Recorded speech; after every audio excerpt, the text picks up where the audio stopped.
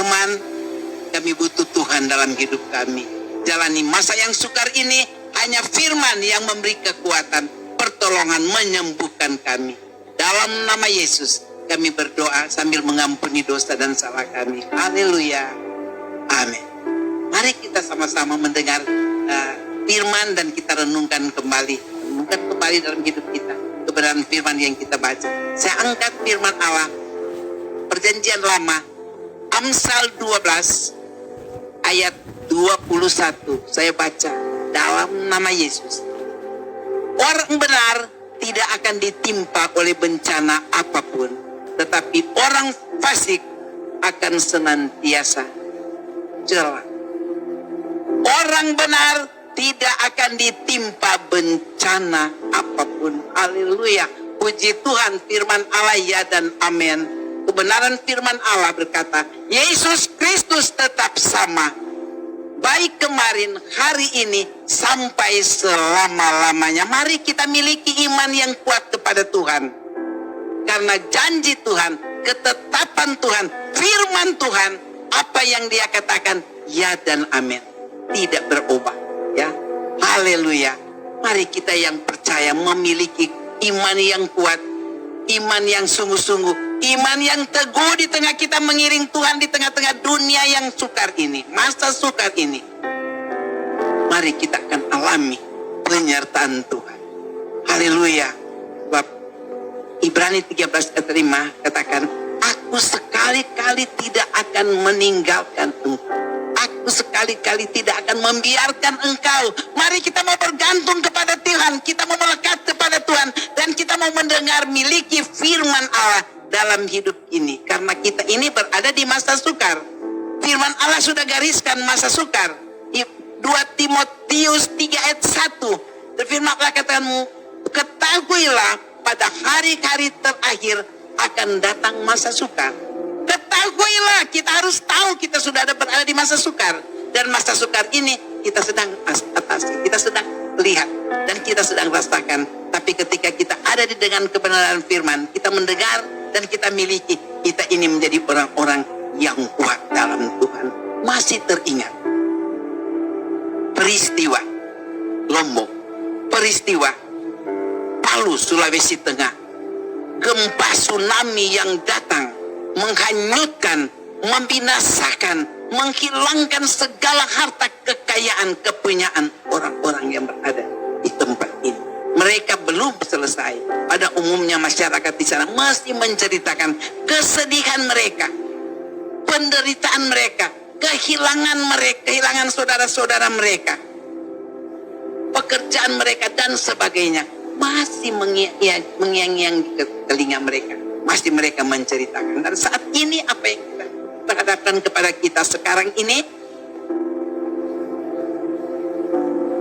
Kesukaran yang kita hadapi lewat wabah global virus corona COVID-19 yang sedang menyebar seluruh permukaan bumi. Tidak mengenal strata, tidak mengenal di istana ini, rumah yang indah, rumah yang mewah, tempat kota yang maju, tempat kota yang sudah sudah maju, kota yang bersih dan sebagainya. Di sana umat-umat yang ada umat-umat Tuhan yang percaya kepada Tuhan, bahkan menghadapi orang-orang yang pintar, yang hebat, para dokter dan sebagainya. Tapi virus yang datang juga membawa, menghanyutkan orang-orang manusia di muka ini, membuat kesukaran, membuat ketakutan, membuat kehilangan pegangan. Kenapa hal ini harus terjadi? Masa sukar, masih masa virus, pandemi virus corona masih sedang berada di permukaan bumi, belum lanjut, belum hanyut, belum pergi. Protokol kesehatan masih memperingatkan. Sebagian kota-kota besar belum masuk new normal karena masih berdatangan orang-orang yang ditimpa virus corona. Kita belum ada new normal. Seolah masa masih dicekam, situasi masih mencekam kita. Tetapi Tetapi puji Tuhan, orang percaya yang selalu mendengar kebenaran firman, di mana-mana firman diberitakan agar kita kuat. Karena kita ini diciptakan Tuhan, bumi ini dijadikan Tuhan. Semua yang terjadi di permukaan bumi ini seizin Tuhan. Sehingga timbul pertanyaan, bukankah peristiwa ini kehilangan orang-orang percaya, teman Allah, orang-orang percaya? Kita lihat bencana yang terjadi, kematian yang terjadi. Apa yang terjadi, bencana dan kejadian kematian begitu banyak orang, kesusahan, adalah maksud dan tujuan Tuhan terhadap manusia, agar manusia di permukaan bumi ini bertobat, meninggalkan segala kejahatan dunia ini. Dan manusia harus melakukan perintah Tuhan. Manusia harus sadar dunia ini dijadikan Tuhan, manusia ini diciptakan Tuhan. Itu sebabnya apa yang terjadi saat-saat ini, bencana, kematian, kesusahan, ketakutan, dan sebagainya, ini merupakan satu peringatan Tuhan terhadap manusia. Peringatan Tuhan kepada manusia. Sebab itu kita lihat bencana dan kematian dari yang terjadi sampai pada pandemi Corona COVID-19 ini, sehingga menimbulkan korban dan bencana-bencana yang datang. Kita melihat dua penilaian dari kejadian ini. Pertama, kematian terjadi, dan ini adalah waktunya dipanggil Tuhan. Waktunya manusia dipanggil Tuhan. Kematian bukan sesuatu yang menakutkan. Tetapi kematian itu berpindah. Manusia yang sudah menjadi almarhumah berpindah dari dunia yang sementara kita tinggali ini menuju kepada surga yang bagi yang percaya kepada Tuhan. Kematian bagi orang percaya, surga kekal menjadi bagiannya. Kedua, penilaian dari bencana dan kematian terjadi. Kedua, bencana datang.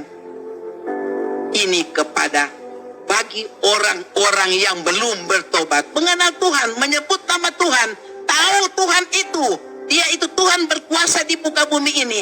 Tetapi apa yang kita lihat, manusia yang namanya manusia belum bertobat, dia bergereja, masuk gereja, tetapi orang-orang seperti ini ada di luar Tuhan,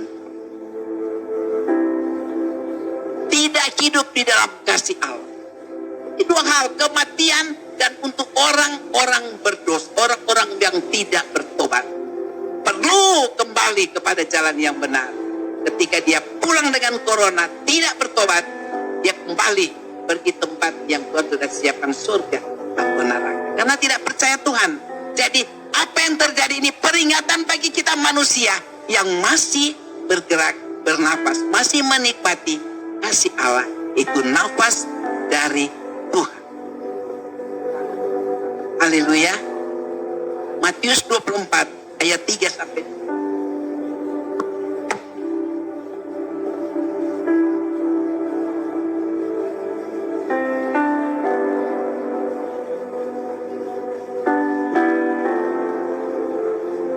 Jawab Yesus kepada mereka.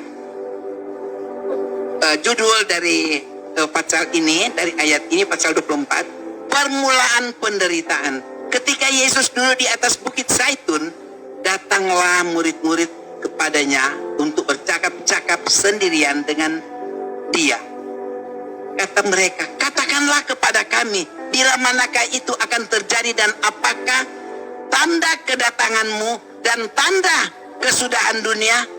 Ayat 4, jawab Yesus kepada mereka, waspadalah supaya jangan ada yang menyesatkan kamu, sebab banyak orang akan datang dengan memakai namaku dan berkata, akulah Mesias, dan mereka akan menyesatkan banyak orang. Ayat 6, kamu akan mendengar deru perang atau kabar-kabar tentang perang, namun berwas-waslah, awas-awaslah, berawas-awaslah, jangan kamu gelisah, sebab semuanya itu terjadi, tetapi itu belum kesudahannya. Sebab bangsa akan bangkit melawan bangsa, dan kerajaan melawan kerajaan, akan ada kelaparan, gempa bumi, berbagai tempat. Akan tetapi semua itu barulah permulaan penderitaan menjelang zaman baru. Permulaan penderitaan menjelang zaman baru. Dari ayat yang kita baca ini, kebenaran firman Allah. Ini bicara gempa bumi, perang, deru perang antara bangsa dengan bangsa, menunjukkan kehebatan, keahlian, kepintaran, kemajuan.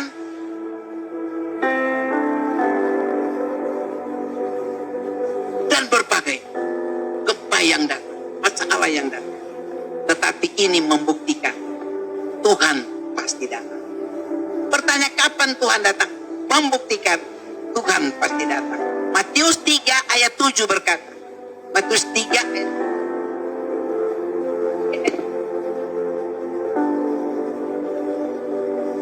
tetapi waktu ia melihat banyak orang Farisi dan orang Saduki datang untuk dibaptis, berkatalah ia kepada mereka, hai kamu keturunan ular biludak, siapakah yang mengatakan kepada kamu bahwa kamu dapat melarikan diri dari murka yang akan datang? Jadi hasilkanlah benih yang sesuai dengan bertobat. Kita bertobat, sungguh-sungguh datang kepada Tuhan, lakukan perintah kebenaran Tuhan. Saat ini kita lihat krisis dunia terjadi. Pertandingan atau menunjukkan kehebatan antara bangsa dengan bangsa, negara satu dengan negara yang lain. Pengetahuan yang mereka capai, harta yang sedang mereka miliki, menunjukkan siapa yang hebat, siapa yang kuat. Krisis dunia sedang terjadi dan menjadi permulaan masa penderitaan. Kata firman Allah, permulaan masa penderitaan. Karena salah satu tanda kedatangan Tuhan ke dalam dunia ini, kedatangan Tuhan kedua kali, akan ada gempa bumi. Kata firman Allah yang kita baca. Dan ada masa sengsara. Sengsara. Saudara-saudara, kita melihat manusia di bumi ini, manusia di atas permukaan bumi ini, semua terfokus dan bermuara kepada tiga hal. Antara lain satu, mencari kekuasaan, mencari pangkat dan jabatan. Ini pertama, kekuasaan, ingin berkuasa, mau berkuasa di dunia ini, menjadi pangkat tertinggi, jabatan tertinggi manusia dalam kesibukan. Kedua, mencari kekayaan dan harta, melumpuhkan perekonomian di lain-lain negara, untuk supaya satu negara itu memiliki satu kekayaan yang hebat, yang luar biasa. Kekayaan, harta, dan materi. Terfokus di sana. Apa yang sedang terjadi? Manusia sedang mencari kekuasaan, pangkat, jabatan. Manusia sedang mencari kekayaan, harta, dan materi. Dan ketiga, mencari kemasyhuran dan popularitas. Kemasyhuran, supaya dia termasyhur, supaya dia terpopuler, terkenal. Ini yang kita lihat di dalam dunia ini. Tiga hal ini menjadi tujuan hidup manusia yang ada di dunia ini di saat zaman akhir. Maka kehidupan kita, manusia akan dibawa, akan dihantar jauh dari hadirat Tuhan, jauh dari kehendak Tuhan, jauh dari perintah Tuhan. Ketiga hal di atas ini sebenarnya adalah janji Tuhan buat umatnya. Seperti yang terdapat dalam Kejadian 2 ayat 2 sebelumnya, 6 hari Tuhan bekerja, apa yang dia katakan, apa yang difirmankan terjadi. Hari ketujuh, dia berhenti dan dia berdoa, dia memberkati semua yang dia ciptakan, memberkati manusia di bumi. Haleluya. Jadi ketiga hal ini kita lihat manusia menjadi tamak. Tamak di dalam kamus bahasa Indonesia. Serakah, rakus, mau mencari. Kita orang percaya, mari jangan kita tamak dengan kekuasaan, kekayaan, popularitas. Jangan jauhkan dari kehidupan kita. Tapi kita mau prioritaskan Tuhan. Kita mau utamakan Tuhan. Pemberi janji, dia yang berjanji. Dia yang akan memberkati, melakukan perintah, memberkati, beribadah, menyembah Tuhan, diberkati. Siapa yang datang beribadah kepada Tuhan, janji Tuhan, diberkati roti makananmu, diberkati air minumanmu, diberkati segala penyakit dilalukan. Kejadian 23 ayat 25. Bukankah Tuhan sudah berjanji hal ini? Apa yang dia katakan pasti terjadi. Dan bagi kita yang mengutamakan Tuhan, isi kebenaran dengan firman Allah, hidup bersyukur apa yang kita capai, yang kita dapat. Semua yang berusaha kita dapat, kita miliki. Nyata kita semua umat-umat percaya, makan, minum, pakai semua ada. Tidak kekurangan. Bahkan di masa sukar orang yang berada membagi yang ada, karena itu firman. Orang yang lebih berikan kepada orang yang membutuhkan. Berbagi berkat, karena semua berkat dari Tuhan. Dan kita berikan kepada sesama kita, menikmati sama-sama. Karena kita ini ciptaan Tuhan, ada di dalam satu persekutuan dengan kasih Kristus.